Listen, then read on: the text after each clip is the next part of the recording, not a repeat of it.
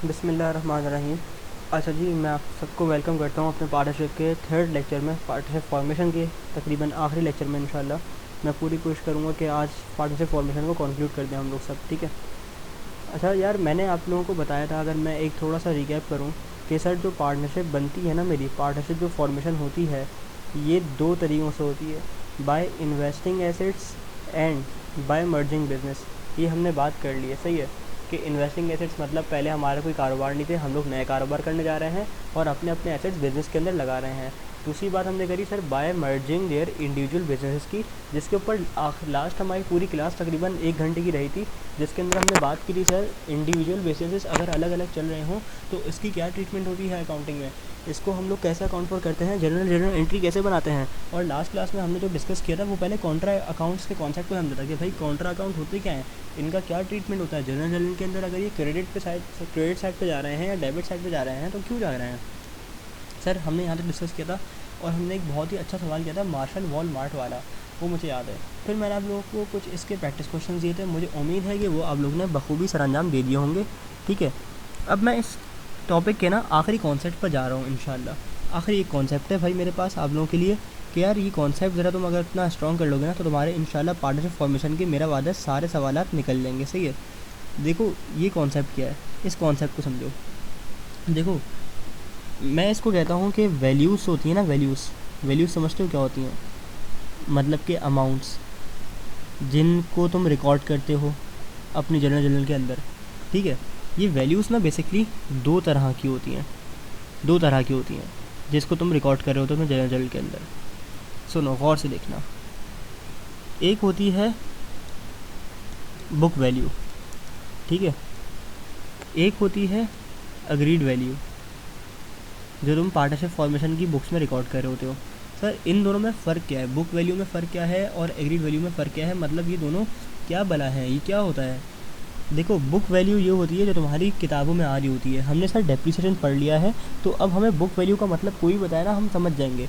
Book value मतलब कि जो तुम्हारी किताबों में वैल्यू रिकॉर्ड हो रही है, अब भले वो डेप्रिसिएशन की रिकॉर्ड हो रही हो, भले वो रिसीवेबल की रिकॉर्ड हो रही हो, भले ही सर वो पेबल की रिकॉर्ड हो रही हो, लेकिन बुक वैल्यू क्या होती है जो तुम्हारी किताबों में किसी भी पर्टिकुलर हेड की वैल्यू आ रही हो। जैसा कि तुम्हारे रजिस्टर के अंदर अकाउंट रिसीवेबल आ रहा है, कैश आ रहा है, कुछ भी आ रहा है, तो वो तुम्हारी जो किताबों में तुम्हारे जो रजिस्टर के अंदर वैल्यू लिखी हुई ना सर, वो वैल्यू आपकी होती है बुक वैल्यू, ठीक है। एग्रीड वैल्यू क्या होती है, एग्रीड वैल्यू वो होती है जिस पे दोनों पार्टनर्स एग्री कर जाएँ, ठीक है। वो वैल्यू जिस पे दोनों पार्टनर्स एग्री कर जाएँ, मैं यहाँ लिख देता हूँ आसान ज़बान में ताकि तुम लोगों को समझ आ जाए, ठीक है। वो वैल्यू जिस पे दोनों पार्टनर्स एग्री कर जाएँ, ये बहुत लाइट हो जाएगा, कोई अच्छा कलर उठा लेते हैं यहाँ से। मैंने क्या बोला सर, एग्रीड वैल्यू क्या होती है, वो वैल्यू जिस पर दोनों पार्टनर्स एग्री करते हैं। आओ यहाँ पर मेंशन कर देते हैं, वो वैल्यू जिस पर दोनों या सारे, मतलब दो का सवाल है तो दो, बहुत तीन सारों का सवाल है तो तीन चार, ठीक है, सारे पार्टनर्स एग्री हो जाए। अच्छा देखो मैं तुम्हें इस नोटिंग का एक बहुत अच्छा फ़ायदा बताऊं, अगर तुमने साथ साथ में नोटिंग करते रहना मेरे रजिस्टर के अंदर, तो जब तुम लोग कॉन्सेप्ट रिवाइज करने बैठोगे ना, लेट से तुम लोग पार्टनरशिप फॉर्मेशन शुरू किया, तुमने पहले बाय इन्वेस्टिंग एसेट उठाया, इसके कॉन्सेप्ट लिए मेरे लेक्चर रिवाइज करे, मतलब जो अपनी नोटिंग की हुई रजिस्टर के अंदर, और सवालात करना शुरू कर दिए। तुमने बोला यार चलो इन्वेस्टिंग एसेट्स हो गया, मर्जिंग बिजनेस रह गया, तो जब तुम लोग मेरे लेक्चर उठाओगे ना, पहले कॉन्ट्रैक्ट अकाउंट वाला कॉन्सेप्ट उठाया, उसके सवालात निकाल लिए, फिर ये वाला जब उठाया अपना लेक्चर, मेरा थर्ड वाला लेक्चर की नोटिंग उठाई, तो तुम देखोगे अच्छा वैल्यूज़ दो तरह की होती हैं, बुक वैल्यू और एग्रीड वैल्यू। बुक वैल्यू जो रजिस्टर के अंदर आ रही होती है, जो किताबों में आ रही होती है, और एग्रीड वैल्यू वो जो सर जिस पे दोनों पार्टनर्स एग्री करते हैं, ठीक है, जो किताबों में आ रही होती है। उर्दू राइटिंग आजमा रहा हूँ वैसे मैं, बहुत साल हो गए देखा नहीं उर्दू, सही है, इतनी बुरी नहीं है। खैर, तो हमने क्या सीखा सर, वैल्यूज़ दो तरह की होती हैं, बुक वैल्यू जो किताबों में आपकी आ रही होती है, जो आपकी बुक्स में रिकॉर्ड हो रही होती है, और एग्रीड वैल्यू क्या होती है सर, जिस पे दोनों पार्टनर्स एग्री करते हैं। यहाँ तक बात क्लियर है सर। इसकी मिसाल दें, इसकी मिसाल देते हैं, चलो आ जाओ यार, मिसाल से समझेंगे, कोई मसले वाली बात ही नहीं है बिल्कुल भी, ठीक है। देखो ये पार्टनर ए है ठीक है, और ये पार्टनर बी है, सही है। इन दोनों ने सोचा कि क्यों ना हम एक पार्टनरशिप फॉर्म कर लें, ठीक है। तो मैं यहाँ लिखता हूँ they agreed to form a partnership. लेकिन यार याद रखना कि इनके ना पहले अलग अलग कारोबार चल रहे थे, ठीक है। ए का भी कारोबार चल रहा था और बी का भी कारोबार चल रहा था। तो मुझे ज़रा बताओ कि जब इनका कारोबार चल रहा था अलग अलग, तो इनकी कोई ना कोई बुक वैल्यूज़ होंगी जो इनके रजिस्टर्स में आ रही होंगी। मतलब ए का अलग रजिस्टर होगा, बुक वैल्यूज़ उसकी अलग होंगी, और बी की बुक वैल्यूज़ अलग होंगी, इसका अलग रजिस्टर होगा। अब जब इन्होंने सोचा है कि सर हम एक नई पार्टनरशिप बनाते हैं, हम एक नया बिज़नेस शुरू करते हैं, तो अब इनकी जो एसेट्स या लाइबिलिटीज़ हैं या जो सारे इनके पास चीज़ें पड़ी हुई हैं बैलेंस शीट में जो इनकी आ रही हैं, वो किस वैल्यू पे रिकॉर्ड होंगी, ठीक है। तो अब हम उस पर बात कर लेते हैं। अब याद रखो, ज़रा मैं तुम्हें एक बात बता दूं, जब भी सवाल के अंदर ना बुक वैल्यूज़ और एग्रीड वैल्यूज़ दी हुई हों, हमेशा हम लोग अपने एसेट्स को बुक वैल्यू पे रिकॉर्ड करेंगे, ठीक है। यहाँ लिख रहा हूँ। उसके बाद सर इसका मैं रीज़न बताऊँगा बहुत अच्छी एग्जांपल देके इंशाल्लाह। ये नोट कर लो मेरे साथ साथ, जब भी क्वेश्चन में बुक वैल्यू और अग्रीड वैल्यू गिवन हो, तो हम एसेट्स या लाइबिलिटीज़ जो भी होगी, भले वो एसेट हो भले वो लाइबिलिटीज़ हो, सबको अग्रीड वैल्यू पे रिकॉर्ड करेंगे, ठीक है। अग्रीड वैल्यू पे रिकॉर्ड करेंगे, पे रिकॉर्ड करेंगे, ठीक है। हम इन सबको अग्रीड वैल्यू पे रिकॉर्ड करेंगे। सर आप मुझे बताओ इसका रीज़न। ये तो आपने रट्टा लगवा दिया कि सर वैल्यूज़ दो तरह की होती हैं, बुक वैल्यू और अग्रीड वैल्यू, ठीक है। और जब भी सवाल के अंदर बुक वैल्यू और अग्रीड वैल्यू गिवन होगी, तो आप अग्रीड वैल्यू पे रिकॉर्ड कर रहे होगे। सर आप इसका बताओ रीज़न, हमें रट्टा नहीं लगवाओ, ठीक है सर। हम आपको इसका रीज़न बताते हैं और एक बड़ी ही अच्छी मिसाल देते हैं, ठीक है। हमने ऊपर क्या कहा था कि भाई ये ए है और ये बी है, they agree to form a partnership, और इनके अलग अलग बिजनेस चल रहे थे, ठीक है। वही वाली मिसाल कंटिन्यू करते हैं। They agreed to form a partnership, ठीक है। इन्होंने सोचा कि भाई एक पार्टनरशिप बिजनेस खोल लिया जाए। अच्छा, they further agreed contribution by each partner to be ₹100। मैं बहुत सिंप्लीफाई कर रहा हूँ तुम्हारी क्वेश्चन को, तुम्हारे सवाल को, कि तुम लोग आराम से समझो। भाई हमने क्या सोचा कि ए और बी जो है क्या करेंगे, पार्टनरशिप फॉर्मेशन करेंगे, और एक बंदा जो है ना वो 100 रुपये का कैपिटल लाएगा, ए भी 100 रुपये लाएगा और बी भी 100 रुपये लाएगा, ठीक है। अब देखो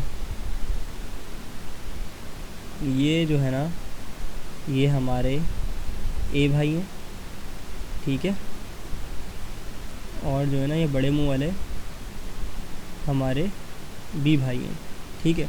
ये बात क्लियर है। अच्छा, अब ये ए और बी ने जो है ना पार्टनरशिप बनाने का सोचा है। अब तुम सीन देखो, सीन क्या हुआ है। जो ए की बुक वैल्यूज़ है ना, ठीक है, ए की जो बुक वैल्यूज़ हैं, मतलब ए का जो पुराना बिज़नेस था वो उसकी वैल्यूज़ क्या हैं, ठीक है। हम इसको ये देख लेते हैं। यहाँ पे देखो, ए के पास जो कैश पड़ा हुआ था ना सर, ए के पास जो कैश पड़ा हुआ था ना सर, वो था 15 रुपये का, ठीक है। और ए के पास जो इक्विपमेंट था ना, वो जो है ना बड़ा ही घिसा पिटा हो चुका था, वो 30 रुपये का था, 30 रुपये का था, ठीक है। और ए के पास जो है ना मज़ीद कुछ भी नहीं था, बस जो ए का अकाउंट रिसीवेबल था ना वो था सर 15 रुपये का, ठीक है। अच्छा, अब बी की बुक वैल्यूज़ की बात कर लेते हैं, ठीक है। बी का भी एक पुराना बिज़नेस चल रहा था, सही है, और बी ने भी जो है ए के साथ एग्री तो किया हुआ था कि यार हम एक नए बिज़नेस में अपने एसेट्स को मर्ज कर लेते हैं। मैं अपने एसेट्स ले आता हूँ, तुम अपने एसेट्स ले आओ। भाई ये इन दोनों का जो है ना मुआहदा तय पाया था। अच्छा, बी जो था ना थोड़ा सा शियाना था, बी के पास कैश था 70 रुपये, सही है। और बी मतलब पूरा था ना, मतलब अपने आप में, और ये इसका रिसीवल 20 का था, ठीक है। और इसका जो इक्विपमेंट था ना वो 10 रुपये वाला था, सही है। इसके पास तो 100 पूरे थे, लेकिन इसके पास 100 पूरे नहीं थे। अच्छा, हमने क्या बोला कि भाई एक बंदा कितने लाएगा, 100 रुपये लाएगा, ठीक है। अब देखो, मैंने तुम लोगों को ऊपर बताया, ये देखो ऊपर बताया कि जब भी क्वेश्चन में बुक वैल्यू और एग्रीड वैल्यू गिवन होगी तो हम हमेशा अपनी एसेट या लाइबिलिटीज़ को एग्रीड वैल्यू पर रिकॉर्ड करेंगे। क्यों रिकॉर्ड करेंगे एग्रीड वैल्यू पर, ये देखो। अब देखो, ये जो ए है ना, ये जो ए है, ये चपड़ गंजू, ये जो ए है ना, ए के दिमाग में ना कुछ आए आइडियाज़, ठीक है। ए के दिमाग में कुछ आइडियाज़ आए, ये बड़ा सियाना था। इसने बी को बोला, बी बात सुनो। इसने बोला हाँ। बोलता है यार तुम तो मेरे बड़े अच्छे भाई हो, तुम तो बड़े अच्छे लग रहे हो आज। बोला थैंक यू, काम बोलो। वो बोलता है यार देखो काम ये है कि मैं चाह रहा हूँ कि जो मेरा इक्विपमेंट है ना, ये मेरी बुक्स में तो 30 का आ रहा है, ठीक है, लेकिन आपस की बातें भाई चाह रहा है, हमारा भाई भाई हैं हम, इसको ना पार्टनरशिप की बुक्स में ना हम लोग रिकॉर्ड कर लेते हैं 50 का। बोलता है भाई क्यों, तेरे बाप की शादी है? बोलते नहीं, मेरे बाप की शादी नहीं, लेकिन तू मेरा भाई है, तो हम एक काम करते ना यार, 50 का रिकॉर्ड कर ले। देख एसी मैं वैसे तो डेप्रिसिएशन के हिसाब से डेप्रिसिएट कर करके जो मेरे पास एसी आ रहा है, उनकी किताबों में 30 का आ रहा है, लेकिन तुम अगर इसकी मार्केट में वैल्यूशन लगवाओ ना, तो यार मतलब ये बड़ा ही वीआईपी एसी, और देख तू कर ले 50 का रिकॉर्ड कर लेते हैं, ठीक है। 20 का बड़ा अच्छा दोस्त था। बी ने बोला यार जहे तेरी मर्ज़ी है, टेंशन वाली बात नहीं है, तेरा गम मेरा गम, हम इसको जो है ना अपनी बुक्स में उसका रिकॉर्ड कर लेते हैं 50 का। अब मुझे ज़रा दिमाग से सोच के बताओ, इसने जो इक्विपमेंट को 30 से 50 पर लाकर रिकॉर्ड करवा दिया है, ठीक है, 30 से लाकर 50 पर रिकॉर्ड करवा दिया है। इससे ये बी ए बाई का फ़ायदा क्या हुआ है, मुझे ज़रा बताओ। सोचो सोचो, दिमाग लगाओ। देखो मैं तुम्हें फ़ायदा बताता हूँ। देखो, पहले जो इसके टोटल एसेट्स आ रहे थे ना पुराने वाले, वो आ रहे थे सर ये 15-15, 30 और 30-30, 60, ठीक है 60। तो इसको जो एडिशनल पैसे लाने पड़ते हैं ना फर्म के अंदर 100 रुपये पूरा करने के लिए, वो लाने पड़ते 40। लेकिन इसने चलाया ये दिमाग, ये जो इसका दिमाग है ना, ये चलना शुरू हो गया। जैसे इसका दिमाग चला ना, इसने बोला यार कि मैं अपने दोस्त से बात करके अपने इक्विपमेंट को रिकॉर्ड करवाऊँगा 50 पर, ठीक है।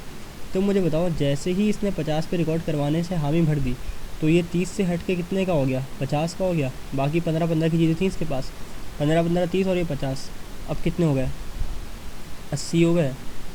अब इसको एडिशनल अमाउंट कितना लाना है, 20 रुपये लाना है। तो ये इसका ये फ़ायदा हो रहा है यहाँ पे एग्रीड वैल्यूज़ के अंदर। याद रखना, एग्रीड वैल्यूज़ फ़ायदा भी दे सकती है, एग्रीड वैल्यू नुकसान भी दे सकती है, डिपेंड करता है, लेकिन हम हमेशा एग्रीड वैल्यू पे रिकॉर्ड करेंगे, ठीक है।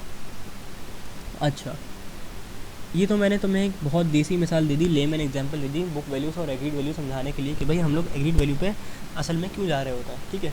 एक और मिसाल ले लो यार। देखो अक्सर होता ये कि तुम अपने एसेट्स का मार्केट में रीवैल्यू करवाते हो और तुम रीवैल्यूड अमाउंट पर लेकर आते हो। जैसे फ़र्ज़ करो मैं तुम्हें यही मिसाल दूँ ए और बी वाली, तो जो ए की एसेट्स और लाइबिलिटीज़ थी ना, मैं जैसे फ़र्ज़ करूँ बात करूँ अगर तुमसे ए की, तो ए का जो इक्विपमेंट इसकी बुक में आ रहा था ना सर, वो आ रहा था 100 रुपये का, ठीक है। और बी के पास जो फर्नीचर आ रहा था ना इसकी किताबों में, वो सर आ रहा था 50 रुपये का। अब इन्होंने सोचा कि यार हम लोग रीवैल्यूड अमाउंट पे रखेंगे या एग्रीड अमाउंट पे रखेंगे। तुम्हें एग्जामिनर ना कोई से भी लफ्ज़ लेके दे सकता है, कोई से भी लफ्ज़ लिख के दे सकता है, या तो वो बोलेगा एग्रीड वैल्यू, या तो वो तुम्हें शायद ये बात बोल सकता है कि हम इसको जो है ना रीवैल्यूड अमाउंट पर रख रहे हैं या मार्केट वैल्यू पर रखना है। ऐसी मुश्किल टर्म यूज़ नहीं करेगा, मोस्ट कॉमनली तुमसे वो एग्रीड वैल्यू की बात करेगा। एग्रीड वैल्यू एग्रीड करने का ना एक रीज़न ये भी होता है कि ये इस गंजे को फ़ायदा हो रहा था, ये जिसका दिमाग चला ना होशियार आदमी का, इसको फ़ायदा हो रहा है। या एक रीज़न ये भी होता है कि भाई इन्होंने सोच लिया हो कि हम अपने एसेट्स और लाइबिलिटीज़ को ना सर रीवैल्यूड अमाउंट पर रिकॉर्ड करेंगे। रीवैल्यूड अमाउंट पता है क्या होती है, तो मैं खैर हम लोग जब रीवैल्यूशन पढ़ेंगे ना पार्टनरशिप की, तो उसमें मैं तुम्हें तसल्ली से बताऊंगा। लेकिन रीवैल्यूड अमाउंट ये होती है कि भाई रीवैल्यूशन करवा दो तुम अपने एसेट्स की। भाई फ़र्ज़ करो इसका इक्विपमेंट कितने का था, 100 का था, ठीक है। आज इसकी जो मार्केट वैल्यू है ना, आज इसकी जो मार्केट वैल्यू है वो बन गई है सर 120 रुपये। तो इसमें इसको फ़ायदा हो रहा है, इसने बोला भाई मैं मार्केट वैल्यू पे रिकॉर्ड करवाऊंगा, मेरी बुक्स में तो पुरानी आई थी लेकिन इसकी मार्केट वैल्यू बढ़ गई है, तो चलो भाई मेरी मोबाइल की बोल रहा हूँ, इक्विपमेंट की वैल्यू जो है बढ़ गई है। तो ऐसा भी होता है, ये एक रीज़न और भी होता है हाँ एग्रीड वैल्यू पर रखने का, ठीक है। तो तुम लोग को बात आई होप ना समझ आ गई होगी, बात क्लियर है यहाँ तक। अब हम इंशाल्लाह आगे बढ़ सकते हैं और हमने जो है ना सीख लिया है कि सर काम किस तरह करना है। सर मैं आपकी खिदमत में ना अब एक सवाल रखना चाहूँगा पास्ट फिगर का। ये एक थोड़ा सा टेढ़ा सवाल है, टेढ़ा भी नहीं है, मतलब कि बड़ा ही घिच-पिच करके डाटा दिया हुआ है, तो बच्चे जो है ना अक्सर औकात कन्फ्यूज़ हो जाते हैं कि यार मतलब इस सवाल को जो है ना हल किस तरह करना है। सर ये सवाल है आपके पास पेपर का 2015 प्राइवेट सवाल नंबर 9B, ठीक है। ये सवाल कर लिया ना अगर तुम लोगों ने मेरे साथ, इंशाल्लाह फिर मैं तुम लोग को इतने सवाल की भरमार कर दूंगा। मैं यहाँ पे ना रेफरेंस बना दूंगा, लिस्ट बना दूंगा। मुझे नहीं याद कि मैं लास्ट क्लास में तुम लोग से कितने सवाल करवा लिए, कितने सवाल तुम लोगों को दे दिए, लेकिन मैं इंशाल्लाह तुम लोगों के लिए इस वीडियो के एंड में ना पूरा एक लिस्ट तैयार कर दूंगा कि यार ये फॉर्मेशन के ये वाले सवाल जो है मेरे पास हुए हैं, तुम लोग भी अगर ये कर लो तो लगभग तुम्हारी प्रैक्टिस और अच्छी हो जाएगी। अच्छा, फॉर्मेशन को और मजबूत करना चाहते हो अपनी मैकेनिक्स को, तो क्या करना, 5 ईयर खोलना 25 साल तुम्हारे पास, जहाँ तक के अकाउंटिंग के पास पेपर पड़े हैं और उसको घुमाते जाओ, जहाँ जहाँ फॉर्मेशन का सवाल देखे जो हमने नहीं किए वो करने बैठ जाओ, प्रैक्टिस कर लो। कहीं कोई नई चीज़ इंशाल्लाह नहीं दिखेगी, इनकेस अगर नई चीज़ दिख जाती है तुम्हें तो भाई हाजिर है तुम्हारा, कांटेक्ट कर लेना।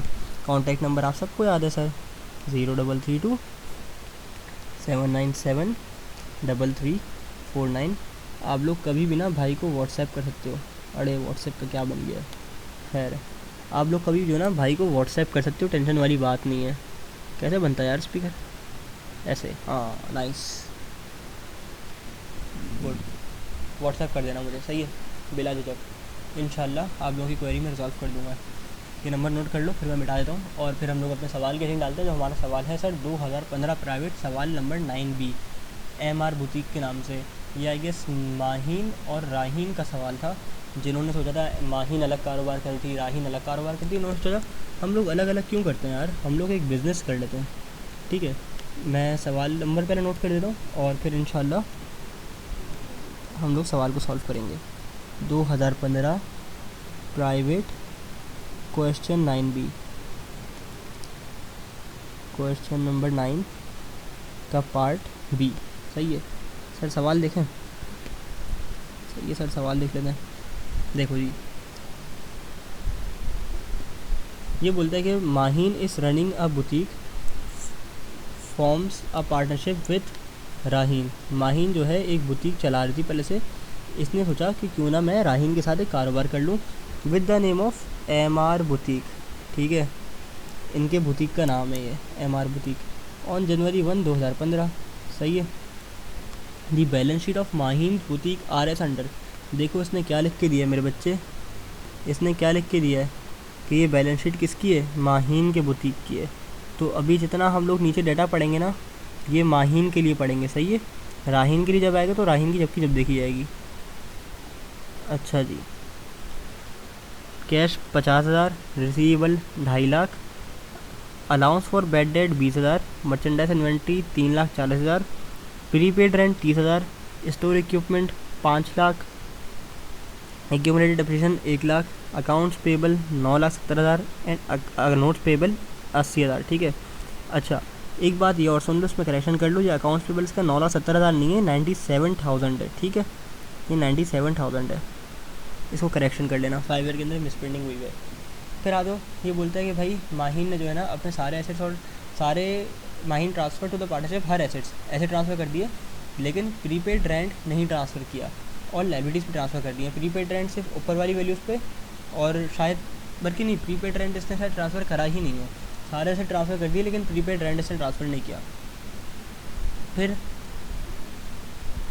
इसने बोला कि भाई मैंने जो है ना माहीन की बात कर रहा है, माहीन की तुम्हें क्या दी हुई है, इसके ऊपर बैलेंस शीट दी हुई, मतलब बुक वैल्यूज़ दी हुई है।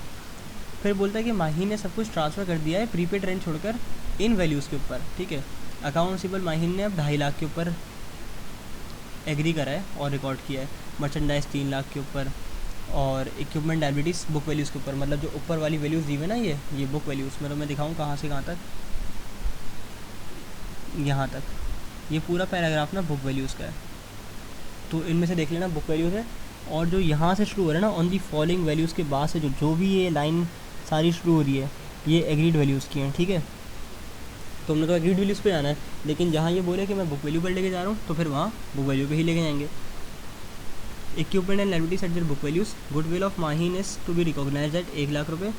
और राहीन की बात कर रहा है फाइनली। इतनी लंबी डिस्कशन इसने ना सारी माहीन के ऊपर लंबी की थी। अब ये बोलता है कि राहीन ने लैंड इन्वेस्ट करी है, बिल्डिंग इन्वेस्ट करी है और सफिशिएंट कैश कंट्रीब्यूट किया ताकि इसका कैपिटल माहीन के इक्वल आ सके। अच्छा, यहाँ मुझसे थोड़ी सी एक भूल चूक हो गई। भूल चूक मुझसे ये हुई कि मुझे तुम लोगों को एक और कॉन्सेप्ट साथ में ही इसके देना था, थोड़ी सी इलस्ट्रेशन करवाई थी ताकि तुम लोगों का ईमान पक्का हो जाए, फिर मैं सवाल पर लेके जाऊँगा। वरना सवाल देकर ना तुम लोग भौंकला जाओगे, ठीक है। मैं तुम लोग को थोड़ी सी और इलस्ट्रेशन करवाता हूँ इसी कॉन्सेप्ट की कंटिन्यूटी में। सर, हमने इस कॉन्सेप्ट के अंदर अब तक क्या क्या पढ़ लिया हम ज़रा देख लेते हैं कि भाई जब भी बुक वैल्यू और एग्रीड वैल्यू गिवन होगी तो हम एग्रीड वैल्यू पर जाएंगे। रीज़न क्या था कि भाई फ़ायदा हो सकता है अगले बंदे को पैसे कम कंट्रीब्यूट करने पड़ेंगे। ए और बी की मिसाल दे रखी थी हमने, ठीक है। अच्छा, फिर मैं तुम लोग को सवाल पढ़ लेके था, लेकिन सवाल से पहले मैं भूल गया, बच्चे मासूम हैं। एक अगर नई चीज़ बच्चों ने सवाल के अंदर देख दी तो वो बिदक जाएंगे, ठीक है। वो नई चीज़ क्या है, देखो ये तो मेरा रूल नंबर 1 था, ठीक है, ये वाला कि जब भी क्वेश्चन में बुक वैल्यू और एग्रीड वैल्यू गिवन होगी तो हम हमेशा किस पे रिकॉर्ड करेंगे सर, बुक एग्रीड वैल्यूज़ पे रिकॉर्ड कर रहे होंगे, ठीक है। ये मेरा रूल नंबर 1 था, इसको हम लोग लिख लेते हैं। रूल नंबर 1 के नाम से इसको लिख लो, ज़िंदगी में बहुत काम आएगा इंशाल्लाह, ठीक है, पार्टनरशिप फॉर्मेशन करते हुए ख़ास तौर पे। तो अच्छा, अब हम सर एक रूल नंबर 2 भी होता होगा फिर तो कोई? हाँ बिल्कुल होता है भाई, रूल नंबर 2 है ये मेरा। रूल नंबर 2 क्या है, ठीक है, जब भी बुक वैल्यू से अग्रीड वैल्यू पर जाएंगे, ठीक है, तो फ़र्ज़ करो तुम्हारे पास अकाउंट रिसीवेबल आ रहा होता है ना, अकाउंट रिसीवेबल अगर एग्रीड वैल्यू पर लेंगे तो अलाउंस फॉर बैड डेट्स को इग्नोर कर देंगे। तुम लोग को भी बड़ा ही स्ट्रेंज लग रहा होगा, बस लिखते जाओ मेरे साथ, ईमान रखो, मैं पूरा रैशनलाइज करवाऊँगा इंशाल्लाह, ठीक है। नंबर 2, अब मैं यहाँ फिक्स एसेट लिख रहा हूँ, ठीक है। फिक्स एसेट के अंदर तुम्हें पता है कि इक्विपमेंट भी आता है, प्लांट भी आ सकता है, मशीनरी भी आता है, ठीक है। फिक्स एसेट को अगर एग्रीड वैल्यू पर लेकर जाएंगे तो सिमिलरली अलाउंस फॉर डेप्रिसिएशन को इग्नोर करेंगे, सही है, अलाउंस फॉर डेप्रिसिएशन को इग्नोर कर देंगे। अच्छा सर, ये तो आपने फिर से एक रट्टा लगवा लिया है, हमें बात समझ नहीं आई है, आप बताओ आपने क्या कहा है। सर मैंने ये कहा है कि जब भी हम लोग बुक वैल्यू और एग्रीड वैल्यू में तादाद आता है, हम किस पे रिकॉर्ड करेंगे अपने एसेट्स और लायबिलिटीज़ को सर, एग्रीड वैल्यू पर करेंगे। ये बात तो हमने सीख ली। फिर हमने कहा, फिर आपने एक रूल नंबर 2 हमें सिखाया, ठीक है। रूल नंबर 2 क्या सिखाया कि भाई अगर अकाउंटेबल एग्रीड वैल्यू पर रिकॉर्ड करो ना, मतलब नई वाली वैल्यू पे, तो पुराने वाले का जो अलाउंस फॉर बैड डेट आ रहा था उसको कम्प्लीटली इग्नोर कर देना। अच्छा, फिर आपने बोला अगर फिक्स एसेट को एग्रीड वैल्यू पर लेके जा रहे हो तो उसके साथ जो आपके पास आ रहा होता है अलाउंस फॉर डेप्रिसिएशन, उसको भी कम्प्लीटली इग्नोर कर देना, ठीक है। सर आपने हमें ये बात सिखा दी, बखूबी हमें समझ आ गई, लेकिन सर ये रट्टा लगा है, हमें रैशनलाइज करवाओ, हमें कॉन्सेप्ट दो, रट्टा नहीं लगवाओ, ठीक है सर, आपकी मर्ज़ी, हम आपको कॉन्सेप्ट ही देंगे इंशाल्लाह ताला, पूरे कॉन्सेप्ट देंगे, ठीक है। अच्छा भाई, एग्जाम्पल नंबर 1, भाई ये मिस्टर ए है, ठीक है, इसके पास अकाउंट रिसीवेबल आ रहा है 80,000, ठीक है, अलाउंस फॉर बैड डेट आ रहा है 20,000 का, ठीक है, ये इसके पास आ रहा था। दे एग्रीड, अच्छा उनकी पूरी लंबी कहानी लिखी होगी सवाल के अंदर, और बोला होगा भाई अकाउंट रिसीवेबल जो है ना वो हम रियलाइज़ कर रहे हैं लेट से 70,000 रुपये के ऊपर। अब तुमने क्या करना है, अब तुमने जो अकाउंट रिसीवेबल को रिकॉर्ड करना है ना, वो 70,000 रुपये पे करना है, ठीक है। 80,000 पे नहीं करना, और अलाउंस फॉर बैड डेट को तो कम्प्लीटली इग्नोर करना है। मैं तुम्हें ये बात कही जो मैंने तुम्हें इलस्ट्रेशन के ज़रिए अभी सिखाई है, लेकिन सर फिर आपने वही बात बता दी, भाई क्यों क्यों करेंगे, इग्नोर क्यों करेंगे। देखो देखो देखो देखो देखो, तुम्हें पहले लग रहा था कि तुम्हें 80,000 रुपये मिलेंगे। क्या लग रहा था तुम्हें मेरे भाई? तुम्हें पहले लग रहा था कि तुम्हें 80,000 रुपये मिलेंगे, ठीक है। लेकिन तुम्हें साथ साथ शक ये भी था कि 20,000 ऐसे हैं जो नहीं मिलेंगे। तो तुम्हारा नेट जो रिसीवेबल आ रहा था वो कितने का आ रहा था? 60,000 का आ रहा था वैसे तो। लेकिन तुमने एग्री कर लिया 70,000 के ऊपर कि यार 70,000 मिल जाएंगे, तुम 70,000 रिकॉर्ड कर लो। अब जब तुमने 70,000 रिकॉर्ड किए हुए हैं, ठीक है, जब तुमने 70,000 रिकॉर्ड किए हुए हैं, तो ये जो अलाउंस फॉर बैड डेट था मेरा, ये 20,000 का, ये तो परटेन करता था 80,000 वाली फिगर से। मैं तो 80,000 लिया ही नहीं है, मैं तो एक नई एग्रीड वैल्यू कर ली है। लगभग मुझे इतने मिल जाएंगे, मैंने ये लिखवा दिया है। मैं अपने साथ कोई अलाउंस फॉर बैड डेट लेकर नहीं आया, मैंने शक अपना ख़त्म कर दिया। तो जब मैं पुरानी अमाउंट को साथ लेकर ही नहीं आ रहा, मैं एग्री वैल्यू कर रहा हूँ, नई वाली एग्री वैल्यू लिखवा रहा हूँ अपनी फर्म की बुक्स में, तो भाई मैं इसी पे चलूँगा, मैं पुराने वाले डाटा को कम्प्लीटली इग्नोर कर दूँगा, ठीक है।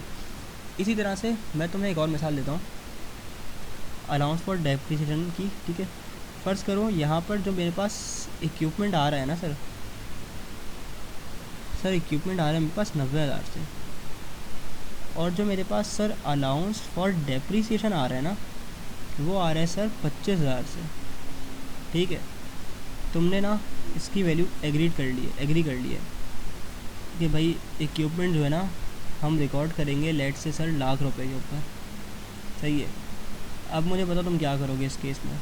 तुम इस केस में ये करोगे कि भाई तुम अपने एसेट को लाख रुपए पे ही रिकॉर्ड करोगे, इसके ऊपर नहीं करोगे, और अलाउंस फॉर डेप्रिसिएशन को तो कम्प्लीटली ही इग्नोर कर दोगे। क्यों कर दोगे? क्योंकि जो तुम्हें डेप्रिसिएशन लग रहा था ना, ये पर्टेन कर रहा था सर 90,000 वाली फिगर से। अब तुमने एग्री करवा के 1 लाख रुपये पे लिख लिया है, तो 1 लाख रुपये के ऊपर कोई डेप्रिसिएशन चार्ज नहीं करोगे ना, कोई डेप्रिसिएशन चार्ज तो करोगे आइंदा के वक्तों में, लेकिन 1 लाख रुपये पे कोई डेप्रिसिएशन अलग से शो नहीं कर रहे होगे। सर इसका एक और रीज़न भी होता है। क्या रीज़न होता है? भाई तुमने एसेट में मार्केट रिवैल्यू करवाया, तुम्हारे एसेट की वैल्यू बढ़ गई है, ठीक है। तो अब जो डेफिनेशन चार्ज होगा वो 1 लाख रुपये, वो अलाउंस फॉर डेफिनेशन जो आ रहा होगा वो 1 लाख रुपये की फिगर पे आना चाहिए। तो इसका अब 90,000 से कोई लेना देना दूर दूर तक नहीं है, ठीक है। अल्हम्दुलिल्लाह सर हमने ये बात सीख ली। अब हम फाइनली ना जल्दी जल्दी सवाल करते हैं वाला, और फिर हम छुट्टी करते हैं इंशाल्लाह। मेरे हिसाब से भी 27 मिनट का लेक्चर हुआ ना, ये आधे घंटे मैक्स चलेगा इंशाल्लाह, फिर ख़त्म हो जाएगा। तो सर हमारा सवाल जो चल रहा था ना, वो 2015 प्राइवेट सवाल नंबर 9B था। सर हमने जो है ना क्वेश्चन को बखूबी रीड कर लिया था कि माहिन बाजी के हमें एसेट हम लायबिलिटीज़ दी हुई हैं, और इन्होंने बोला कि भाई एग्रीड वैल्यू ये वाली हैं, लेकिन कुछ चीज़ें ये बुक वैल्यू पर लेकर आ रही है, और एक गुडविल भी इसमें एक्स्ट्रा दी हुई है। तो सर हम क्या करेंगे? रिक्वायरमेंट क्या है? रिक्वायरमेंट पढ़ लेना सर सबसे पहले हम लोग ज़रा। सर रिक्वायरमेंट में आपसे ये कहता है, बड़ी मासूम सी रिक्वायरमेंट है। रिक्वायरमेंट में आपसे ये कहता है कि भाई आप बनाओ जनरल, ठीक है, और इनिशियल बैलेंस शीट। इंशाल्लाह बना लेंगे, 20-25 मिनट का काम है, बहुत बहुत समझ कर करना। हम लोग क्या करते हैं, जनरल बना लेते हैं, ठीक है। हम लोग एक अच्छा सा जनरल बना लेंगे, ठीक है जी। सर ये हमारे पास ये आ गई date, serial number,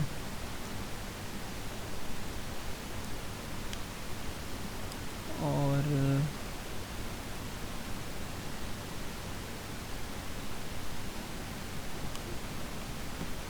line bro line,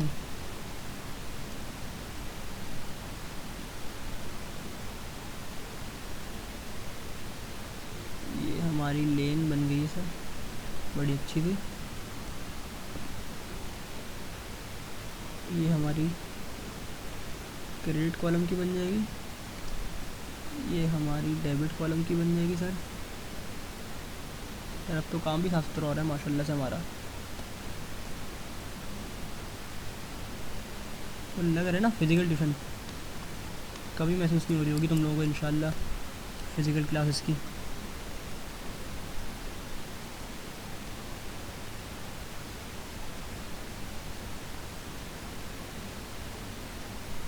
ठीक है जी, चलो अब कुछ ना कुछ लिखना शुरू करते हैं हम लोग। सीरियल नंबर, अच्छा देखो मैंने ना एक चीज़ मिस कर दी है ऊपर, ये मैंने तुम लोगों को वो नहीं लिखवाया, MR boutique general journal as on this date, ठीक है वो तो मैनेज कर लोगे ना यार, तुम लोगों को पढ़ाना है ना, वो मैं पूरा कर रहा हूँ। बस फॉर्मेट थोड़ा सा ऊपर नहीं बनाया, मिस कर दिया मैंने, वो खुद मैनेज कर लेना। अब इतना अच्छा जनरल जर्नल का फॉर्मेट भी तो बनाया है, इसकी तो तारीफ बननी चाहिए ना थोड़ी सी। तो ये है कि सही है सर, चलो भाई काम करते हैं फाइनली। अल्लाह अकबर। देखो सीरियल नंबर अगर मैं 1 डालता हूँ यहाँ पे, अब मुझे देखो डेट वाइज डाटा नहीं दिया हुआ तो मैं सीरियल नंबर डालूंगा, डेट वाइज दिया तो डेट वाइज डालता। सबसे पहले उठाते हैं, ये बताता है सर हमारे पास कैश है 50,000 रुपये, और नीचे इसने एग्रीड वैल्यू के अंदर ना कैश के लिए कोई बात नहीं कही हुई है, ठीक है देखो ना, रिसीवेबल का बोला हुआ है, मर्चेंडाइज़ का बोला है, इक्विपमेंट और लाइब्रेरीज़ का दिया हुआ है बुक वैल्यू पे, इक्विपमेंट और लाइब्रेरीज़ बोला हुआ है बुक वैल्यू के ऊपर, बाकी कैश तो कुछ नहीं बोला हुआ, तो कैश मैं इसी वैल्यू पे लूँगा बुक वैल्यू के ऊपर, ठीक है।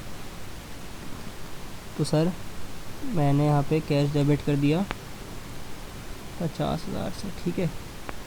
चलो यहाँ पे डेबिट रुपीस में, और यहाँ पर क्रेडिट रुपीस में, और यहाँ सीरियल नंबर, ठीक है।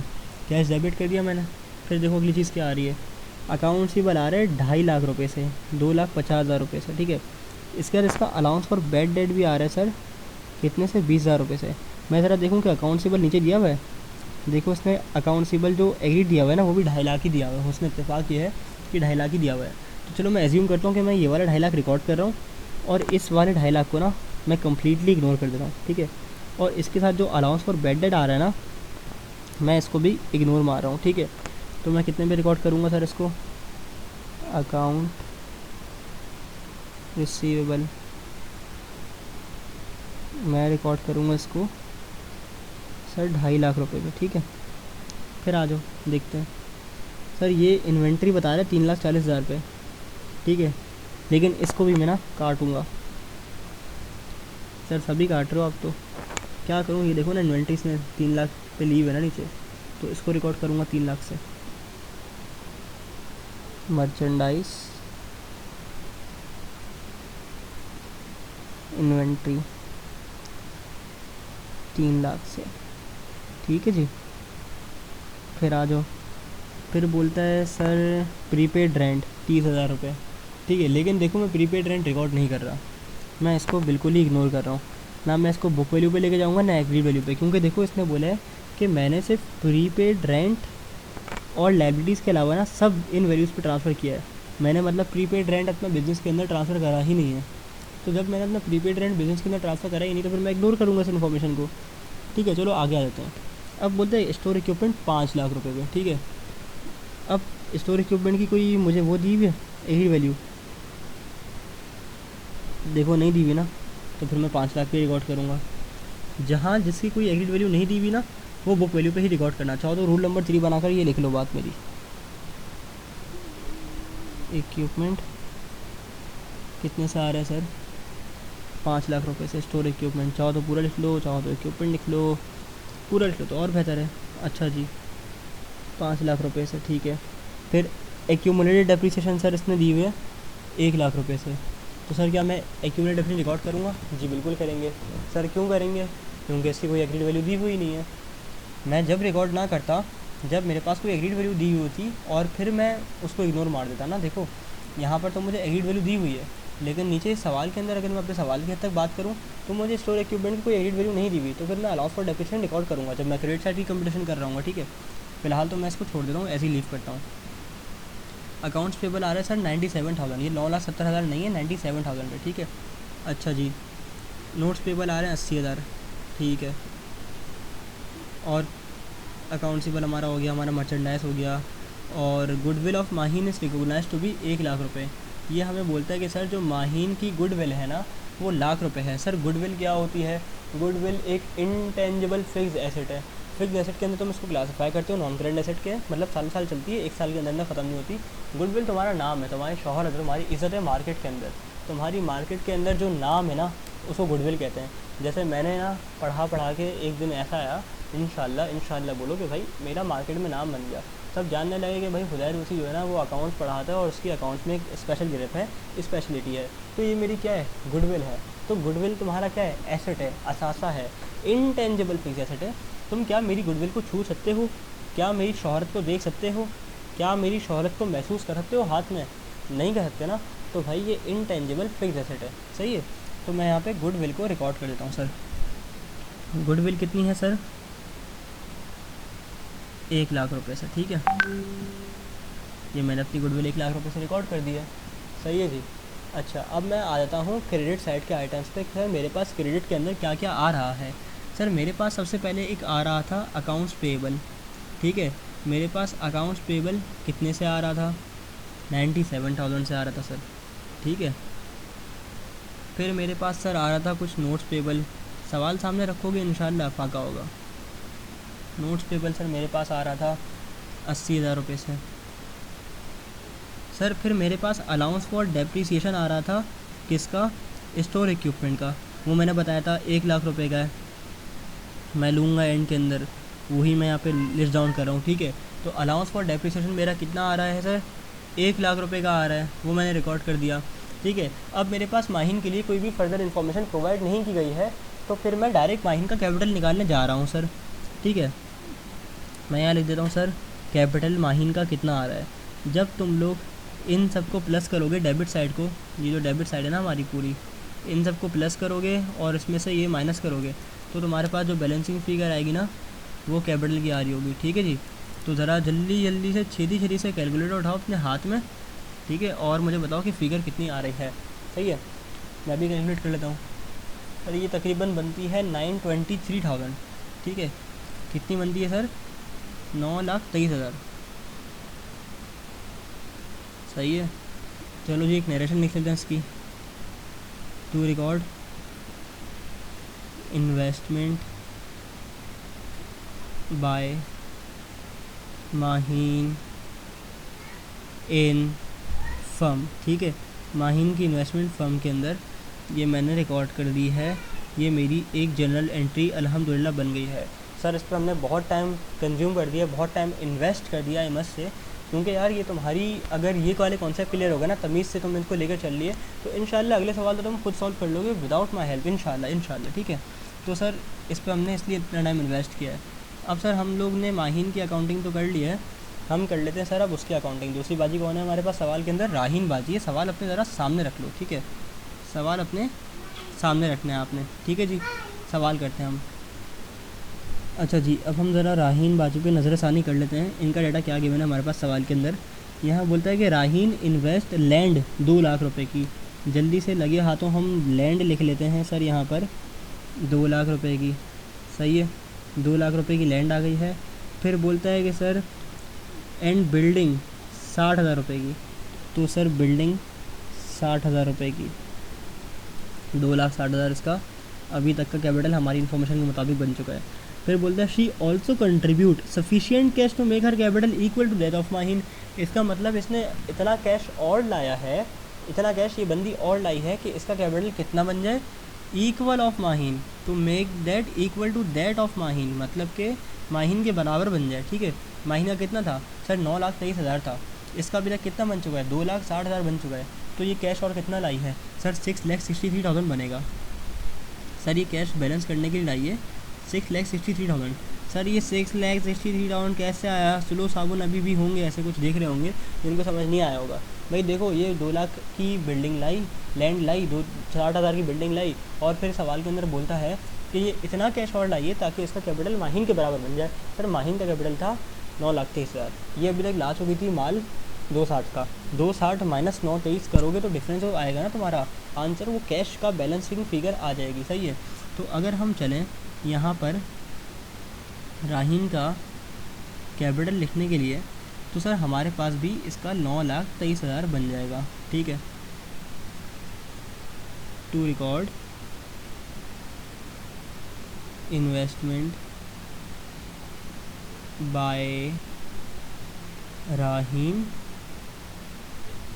इन फर्म, ठीक है, ये आ गया हमारी रैंक की एंट्री, ठीक है सर। अब हमारे पास क्या अगला पड़ाव रह गया है सर, हमारे पास एक बैलेंस शीट बनाने के लिए रह गई है। हम बस चलो बैलेंस शीट बना लेते हैं जल्दी जल्दी से, हम अपनी ज़िंदगी का काम आसान करते हैं। टाइम भी 12:07 हो रहा है मेरी घड़ी में फ़िलहाल, खैर हो गई लेकिन सर हो जाएगा इंशाल्लाह सब। अच्छा जी, तो अब यार देखो मैंने यहाँ फिर हेडिंग नहीं डाली है, वो MR boutique balance sheet as on January 1, 2014, ठीक है। मैं उम्मीद करता हूँ कि तुम लोग इतने माठे नहीं होगे, ये चीज़ तो बैलेंस कर ही लोगे यार, ठीक है। चलें जी, यहाँ पर लिखेंगे हम एसेट्स, यहाँ पर हम लिखेंगे लाइबिलिटीज़ एंड इक्विटीज़। अगर लाइबिलिटीज़ इक्विटीज़ ना लिखना चाहो तो फॉर्म्स इक्विटी लिख लेना, बात है ये कोई टेंशन वाली बात नहीं है। सबसे पहले हम यहाँ एक क्यूट सी हेडिंग बना लेते हैं सर करंट एसेट्स की। करंट एसेट्स मतलब वो जो एक साल के अंदर अंदर ख़त्म हो जाते हैं, हम उनको इस्तेमाल कर लेते हैं, ठीक है, वो करंट एसेट्स कहलाते हैं। लाइबिलिटीज़ सर लोन डेट हर किस्म का उधार जो आपको पे करना है, ठीक है सर। फिर हम बात कर लेते हैं सर कुछ फिक्स एसेट्स के ऊपर। फिक्स एसेट्स भी लिख सकते हो या नॉन करंट एसेट्स भी लिख सकते हो, ठीक है, तुम्हारी कॉल है, ये तुम्हारी मर्ज़ी है। नॉन करंट एसेट वैसे ज़्यादा अच्छा लग जाता है, पता है। अच्छा, यहाँ पे अगर हम लिखें sir firms equity, firms equity भी लिख सकते हो, पार्टनर्स इक्विटी भी लिख सकते हो, कोई भी नाम लिख सकते हो, इस्तेमाल कर सकते हो, ठीक है जी। चलिए जी, अब हम एक काम करते हैं। मैंने आपको लास्ट क्लास में गोल्डन रूल बताया था, सिखाया था, पढ़ाया था, समझाया था, बताया था। वो ये था कि सर जब भी आप बैलेंस शीट बना रहे हो ना, सवाल को बंद कर देना। अभी देखो ये सवाल था मेरे सामने खुला हुआ, इसको मैं आपके सामने बंद कर रहा हूँ, ठीक है। ये देखो ये सवाल जो है ना मैं आपके सामने बंद कर रहा हूँ, सही है, ये मैंने बंद कर दिया। क्योंकि मैं अपने जो बनाऊँगा ना बैलेंस शीट, वो सर मैं एक चीज़ को देखकर बनाऊँगा, और सर वो है मेरी जनरल एंट्रीज, ठीक है। आइए ज़रा सबसे पहले हम एक काम करते हैं, हम कैश को उठा लेते हैं, ठीक है। हम कैश को उठाते हैं और सबसे पहले ना कैश का कत्लेआम कर लेंगे। देखो जी, यहाँ कैश कितना आ रहा है, 50,000, टिक मारा इसको, सही है। और कहीं कैश आ रहा है हमारे पास सर, ये लाइए ना कैश 60,000 का, तो 50,000 और 60,000 हमारे पास कितना बनता है। नहीं, ये 60,000 और ये कितना है, 5 लाख है ना, ये कितना था यार, ये 50,000 ये वाला हो गया, और ये 60,000 है, 6,63,000 है। ओ हाँ, 6,63,000 है, मैंने गलत पढ़ लिया, वो बिल्डिंग 60,000 की, सही है। ये 6,63,000 है ना, ठीक है। ये 6,63,000 और 50,000, सर ये कितना बनता है। सर ये हमारे पास जो टोटल अमाउंट बनती है ना, लगभग ये बनती है 7,13,000 की, सही है। तो मैं यहाँ पे कैश लिखूँगा सर 7,13,000 से। क्या हो गया यार इसको,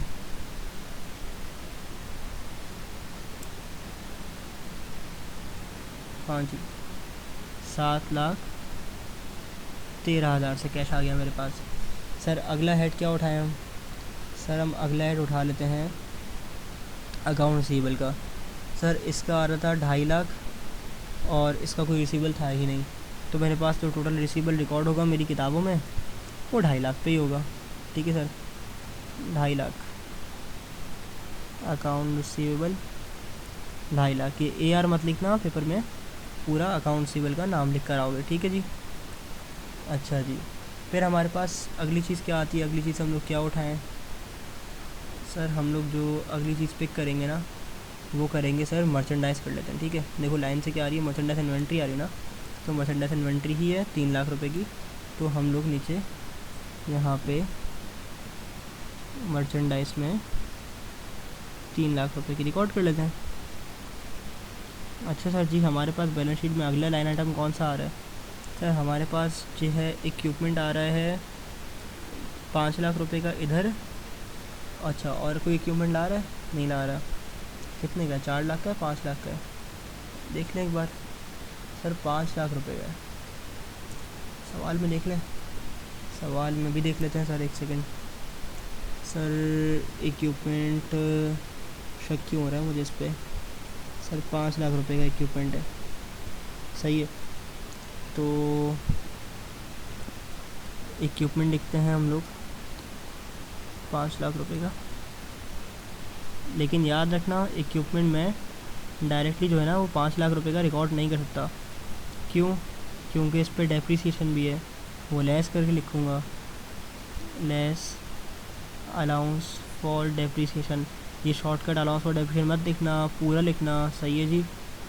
अलाउंस फॉर डेप्रीसिएशन, तो ये 4 लाख आ गया। इसका एक और तरीका भी है, तो हम लोग डायरेक्ट 4 लाख ले सकते हो, और लेकिन इक्विपमेंट के आगे ना नेट लिख देना, ठीक है। तो लेकिन नीचे फिर वर्किंग दिखा देना कि तुमने नेट किया हुआ है। लेकिन लंबी फॉरिकन से बेहतर यहीं पे ख़राब कर लो थोड़ा सा काम। ख़राब भी नहीं है, खैर प्रेजेंटेशन फेयर है। अच्छा जी, फिर हमारे पास अगली चीज़ क्या आती है फिक्स एसेट के अंदर? सर हमारे पास ज़रा जनरल की सैर करते हैं, ठीक है सर। गुडविल आ रही है लाख रुपए से। सर गुडविल रिकॉर्ड कर लेते हैं हम लोग जल्दी से, लगे हाथों। गुडविल कितनी आ रही है सर? 1 लाख रुपए की है। अच्छा जी, फिर क्या आता है? लैंड और बिल्डिंग बच गई है ना आई गेस फिक्स एसेट के अंदर। लैंड 2 लाख, बिल्डिंग 60,000, ठीक है जी। Land 2 lakh, building 60,000। सर मेरे पास लैंड और बिल्डिंग भी आ गई है, ठीक है जी। बात यहाँ तक समझ आती है। अच्छा जी, हम इसका लगे हाथों टोटल कर लेते हैं। सर टोटल तकरीबन बनता है 20,23,000 के करीब ना, तो 20,23,000, ठीक है जी। अच्छा, हम लोग अब ज़रा आ जाते हैं अपनी लाइब्रेरी की साइड पे।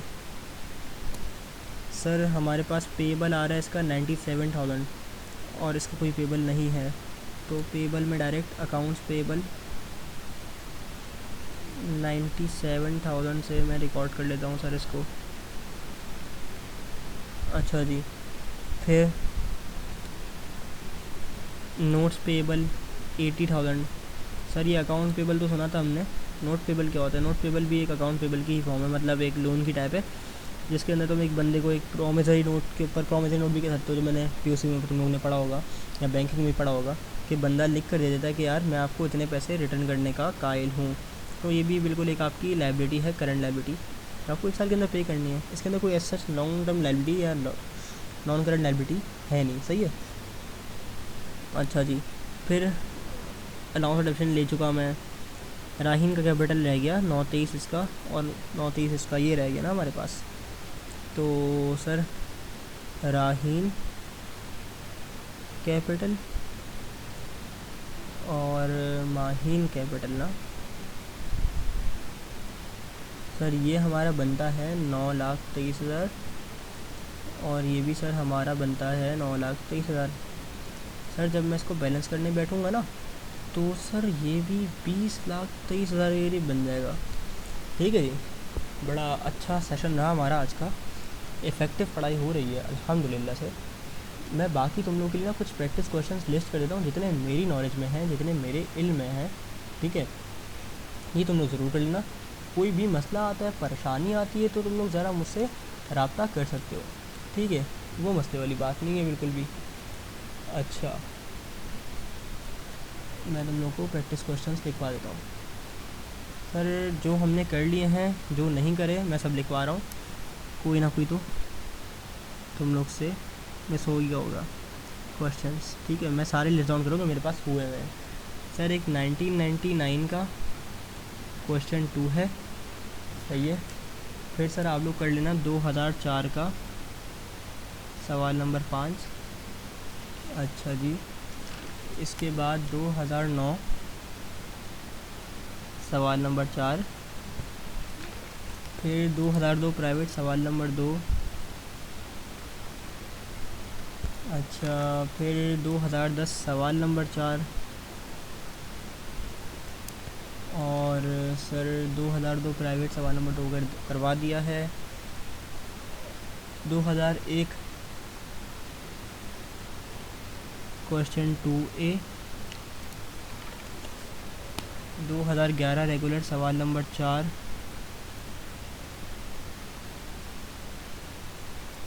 फिर हमारे पास 2012 प्राइवेट सवाल नंबर 5, ठीक है। इतने सारे सवाल मैं तुम्हें दे रहा हूँ, ये तुम लोग आराम से दिल खोल के इसकी प्रैक्टिस करते रहना। 2016 क्वेश्चन नंबर 8। प्रैक्टिस क्वेश्चन सामने होंगे ना, पता होगा ना कि कौन कौन से ईयर में जाके काम करना है, तो आसानी हो जाएगी। 1998 क्वेश्चन नंबर 2 3 है। अच्छा, क्वेश्चन नंबर वेरी कर सकते हैं वैसे, ज़रूरी नहीं है सेम हो, लेकिन ढूंढ लेना ईयर तो यही है, ठीक है। 1997 क्वेश्चन नंबर 2। फिर हमारे पास 2015। सर क्या कर रहे हो, इतनी लंबी लिस्ट? तो बेटा मेहनत करोगे ना जो भी मार्क्स आएंगे, और फिर दुआएं दोगे। 15 प्राइवेट सवाल 9 भी, ये तो हमने अभी अभी कराया, MR बुटीक वाला सवाल है ये सर। फिर 2017 सवाल नंबर 4। 2014 रेगुलर सवाल नंबर 3। और 2008 सवाल नंबर 3A। फिर बस ये बहुत हो गया वैसे बाय द वे मेरे 2018 में इंटर हो गया था, तो 18 तक के सवाल तो मेरे पास होंगे। 17 नहीं, 2017 तक के होंगे, क्योंकि 18 में तो मेरे इंटर हुआ ना। 17 तक के मैंने लिस्ट डाउन कर दिया। 18 19 20 में भी मैंने पेपर देखे हुए, पढ़ाते जब बच्चों को पढ़ाता था, तो बहुत आसान पेपर आए हुए, इतना कुछ मुश्किल में पूछता नहीं था। रिसेंट पास पेपर करना चाहो तो उसको भी कर लेना, मसला नहीं है, इतने भी कर लो तो बहुत है। लेकिन मेरा मकसद था कोर्स कवरेज करवाना, वो मैंने सर आप लोगों की इस टॉपिक की पूरी करवा दी। आई होप कि आप लोगों को ये समझ आया होगा और आप लोग प्रैक्टिस क्वेश्चंस भी कर लोगे। कोई मसला होगा तो व्हाट्सएप कर दोगे, ठीक है। बाकी अगर कोई सवाल इसके अंदर से मिस होता है ना, तो फिर मैं इंशाल्लाह वो अपनी नेक्स्ट वीडियोस में सब्सिक्वेंटली जो आने वाली वीडियोस मेरी होंगी उसके अंदर मैं वो बनाकर अपलोड करता रहूँगा। कोई अगर नई चीज़ तुम लोग महसूस करते हो या कोई अगर चीज़ मुझसे मिस हो गई है, तो वो सवाल जो हैं मैं अपने बनाकर हर प्लेलिस्ट जो मेरी सब्जेक्ट की है, टॉपिक की है रिस्पेक्टिव, उसके अंदर मैं अपलोड करता रहूँगा। बाकी ये है कि चैनल मेरा तुम लोग सब्सक्राइब कर लो। यूट्यूब चैनल जो है मेरा सर हुदैद वसी के नाम से, जिस पे आप लोग इस वक्त ये वीडियो देख रहे हैं। इफ़ यू हैवेंट सब्सक्राइब तो आप ये सब्सक्राइब कर सकते हैं मेरा चैनल, और अपने फेलो स्टूडेंट्स को जो है बता सकते हैं इस चैनल के बारे में कि सर एक बंदा छोटी सी एफ़र्ट कर रहा है लोगों के लिए, कि ताकि लोग अपना टाइम पे कोर्स कवर कर लें। कुछ समझ नहीं आ रहा कोचिंग सेंटर या ट्यूशन से पढ़ के, तो वो इन वीडियो के थ्रू मेरे लेक्चर्स को अवेल कर सकें, पढ़ सकें और दुआएं दे सकें। ख़ास तौर इसकी तो बहुत ज़रूरत है। बाकी सर मेरा व्हाट्सएप नंबर आप सबके पास है 0332797349। बाकी फ़ेसबुक पे भी मैं इसी नाम से हूँ, ठीक है, मसले वाली बात नहीं है, हर जगह अवेलेबल है आपका भाई। और चलो अपना बहुत सारा ख्याल रखो। आई होप कि आज की क्लास तो ज़्यादा अच्छी रही होगी, क्योंकि हमारे पास तो एक बोर्ड तो आ ही गए और कॉपी भी आ गई इधर, ठीक है। और क्या चाहिए तुम लोगों को, बताओ, टेक्नोलॉजी का इस्तेमाल। चलो जी, अपना बहुत सारा ख्याल रखिएगा। इंशाल्लाह फिर मैं एक बार ये कोर्स कंप्लीट करवा दूँ, फिर मेरे पास टाइम निकलता है ना, तो फिर मैं रिसेंट पास्ट पेपर की तरफ भी आऊँगा, और रिसेंट अटैम्प्ट के जो सवाल हैं ना उनकी भी एक वीडियोस बनाकर मैं अपलोड कर दूँगा, ठीक है जी। चलो जी, इंशाल्लाह नेक्स्ट वीडियो में आप लोग से मुलाकात होती है। अल्लाह हाफ़िज़।